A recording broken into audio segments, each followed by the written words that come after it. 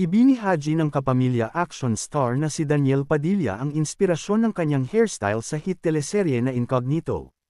Kakaibang Daniel nga ang napanood ng publiko mula nang ilabas ang teaser ng nasabing action serye.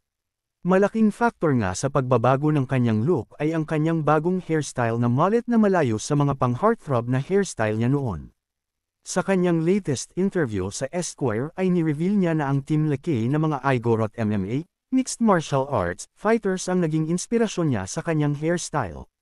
I actually got the idea of this hairstyle from our Team Lakay fighters, or mixed martial arts fighters from Baguio City. They compete in one championship and I watch their shows religiously, say ni Daniel. Gaya ng Team Lakay, isa ring Igorot ang kanyang character sa Incognito, na si Andres. When I was watching them, I saw all these Filipinos from Baguio wearing the same hairstyle. Since my character in Incognito is Igorot, and these guys are Igorot, that's where I got the inspiration to copy the same hairstyle, anya.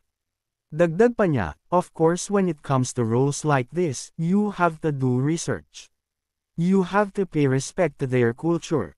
Samantala, abangers na ang viewers ng Incognito, sa free TV sa sword fight scenes ng serye na kinuhanan habang umuulan ng snow.